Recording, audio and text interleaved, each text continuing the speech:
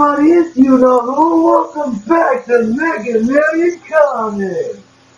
So I'm assuming that almost every single human being on the planet with the letters DC or Marvel stamped onto the inside of their brain has seen the Suicide Squad movie by now, right? It's that, does that mean yes? Uh, any, anybody? Judging on the comedic silence, I'm gonna take that as a yes. You will notice for this video, I made my own Deadshot now.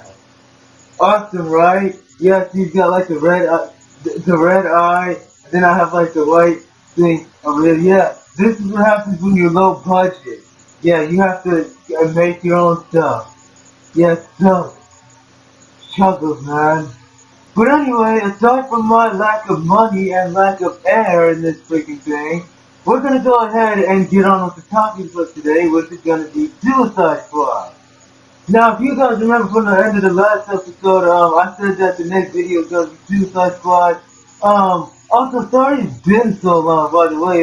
I just realized it's been like a month since the last episode. I've been busy, so I haven't really had time to like sit down and record properly. But we're finally here back now, so we're gonna go ahead and record. I'm gonna go ahead and tell you guys some of the Easter eggs, references, cameos, hints, tips, homages, and at key points that I found in the movie watching it myself a couple times back that relate to the comic. And we're going to break it down and kind of put it into a way that is easy for you guys to explain so you can see how I saw that in my point of view. Also, we're going to be talking about some of the major points leading to the Batman solo movie. I don't know if you guys know Ben Affleck is going to be having a Batman solo movie sometime in 2017 as well. Also, there was some key moments in this video, in this movie as well, that kind of serves as like a jump start for Justice League. Justice League Part 1 specifically. So we're going to be talking about some of that as well. But yeah, let's go ahead and get into this. Without further ado, let's go. Right, so straight off the bat, the first. Get it? Straight off the bat? The bat, because it's Batman. Straight off the bat. Like. Anyway, so the first Easter egg we found in this movie was actually not too far from the beginning. And that was in a flashback sequence being told by Amanda Waller when Batman shows up as his first cameo in the movie to take on Deadshot. So the fight scene kicks off with Batman landing down behind Deadshot and throwing a flurry of punches to drop the villain to the ground, which could easily be said as one of the easiest fights in Batman's entire life with an armed mercenary and assassin. Anyway, so as Deadshot hits the ground, he pulls out a gun at Batman, tempted to end the hero's career. Fortunately, Deadshot's daughter jumps in front of Batman in an attempt to protect him from shooting the man. Deadshot, of course, hesitates at first, trying to tell his daughter to get out the way, but once he realized she was serious, he puts the gun down and surrenders. Now, Batman and Deadshot's interaction in the comic was slightly different in that Batman himself was the one who actually convinced Deadshot to put the weapon down. Batman's words was kind of like a moral for Deadshot, which stayed with the villain a long time and gave him sort of like sort of like a motive in a way to remind him that killing people is wrong, which is why Deadshot was kind of like a hero in this movie in a way. How he hesitated to kill Harley Quinn later in the movie, how he hesitated to kill Enchantress, all that kind of fun stuff. So this kind of shows how Deadshot wasn't always the super assassin killing machine person that everybody thinks he is. He has a human side to him, and that's basically what Batman pointed out. And speaking of flashbacks, the next Easter egg we get actually is the man himself, the Flash. Ezra Miller's Flash actually shows up in a flashback at the beginning of the movie during Captain Boomerang's story. He showed up in a quick little scene when Captain Boomerang was trying to rob what seemed to be a bank. I'm gonna go ahead and show the little clip right here so you guys can see it. Doesn't work well with others.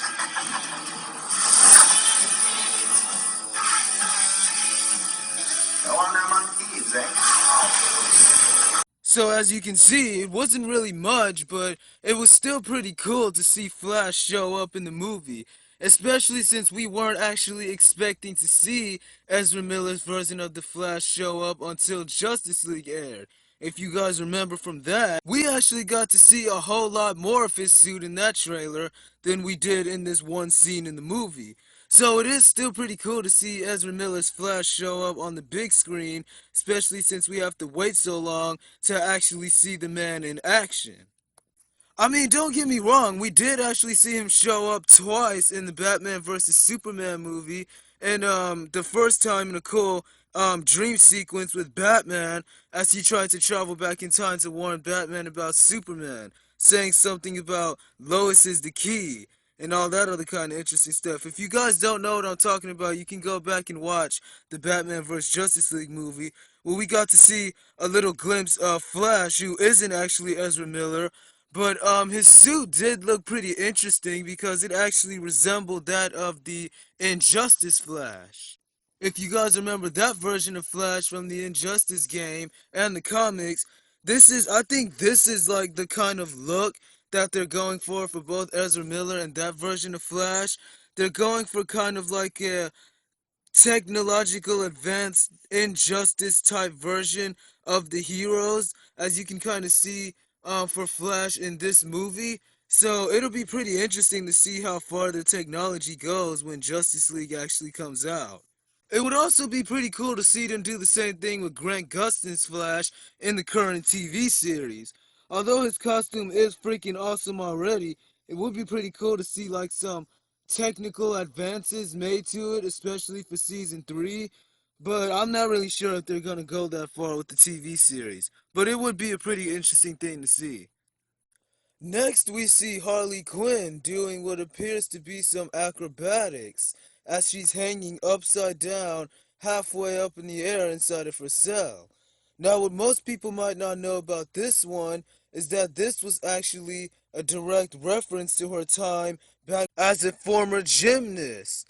Back when she was a teenager, before she was made crazy by the Joker, she used to be a gymnast, and she won a gymnastics scholarship at none other than Gotham State University.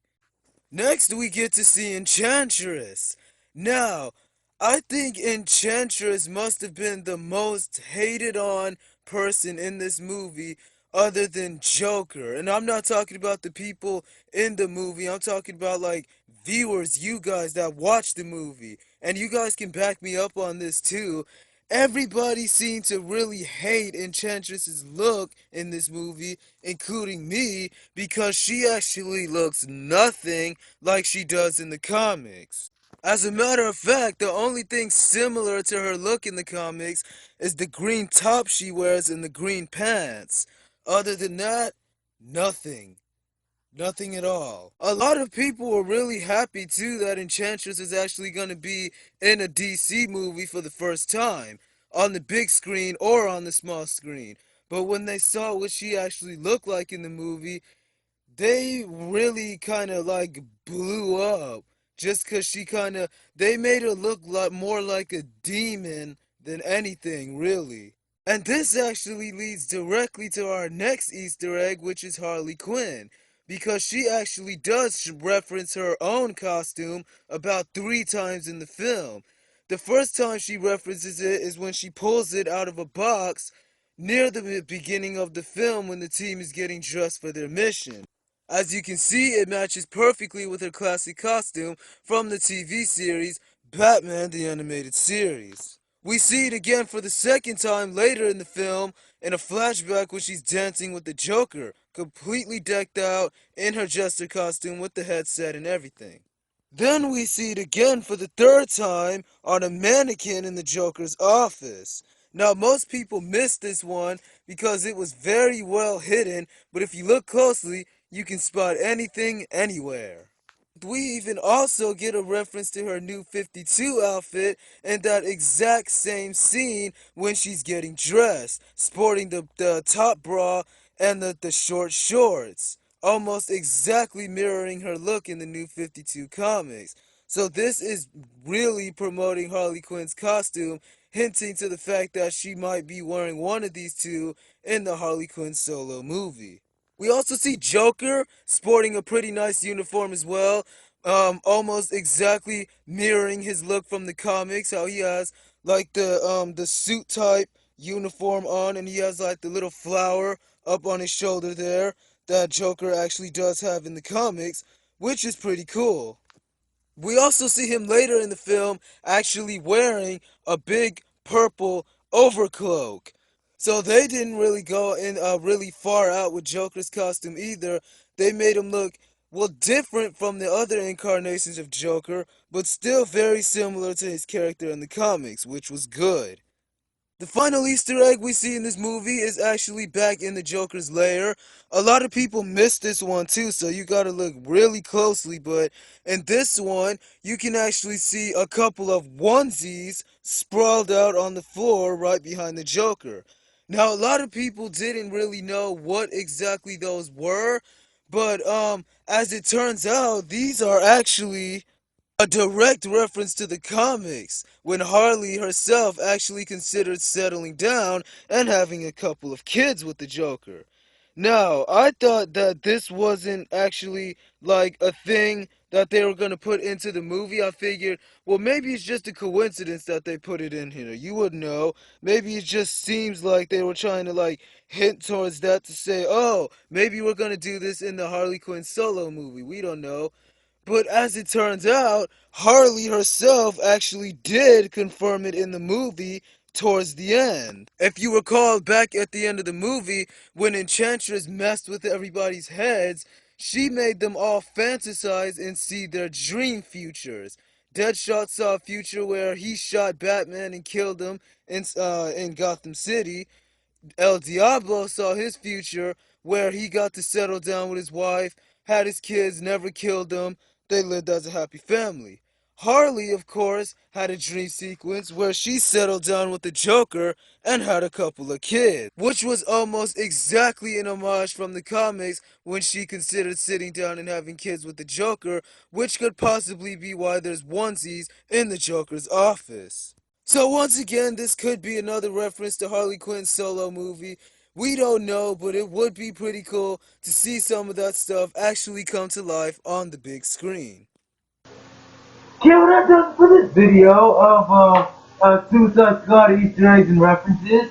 Let me know if you guys started this video. Let me know if you guys found some other things that I didn't discuss in this video or that anybody else has discussed that you thought was pretty cool yourself. Let me know if some of the stuff I saw was actually what I thought it was. Cause I know like some of this stuff I said, cause they were somewhat like theories. Like I don't know for sure. I have to brush up on my comics on Suicide Squad, but I know that most of the stuff I saw was directly from the comics or directly hinting to the Justice League movie or Batman solo movie, which is freaking awesome. So yeah, let me know what you guys thought of this. All of this together. Take it in, breathe it out, spit it on the floor, then come back and comment and let me know.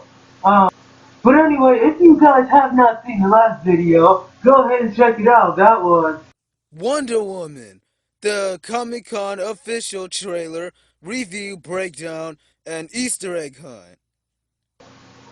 And if you're still interested, be sure to check out my next video, which is gonna be. Supergirl, Season 2, Episode 1 and 2.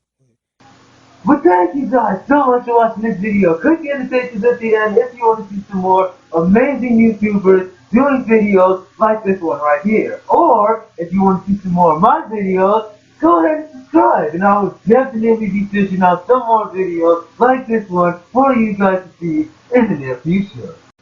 But thank you guys so much for tuning in. And I'll eventually welcome to you in the next video.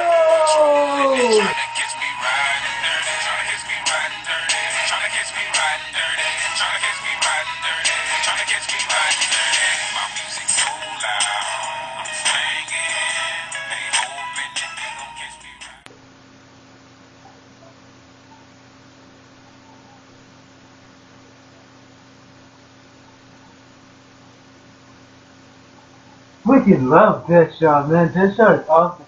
Deadshot, obviously you guys can probably tell, Deadshot was my favorite guy, I was gonna say hero, my favorite guy in, Suicide Squad. I mean, Harley Quinn was cool, Croc was cool, Katana was cool, Diablo was cool, but Deadshot was freaking awesome. He was the bomb. I mean, that man was taking out people like, till the day, don't let me down, don't get in my way. My job is my death job. Till the day, don't let me down, don't get in my way.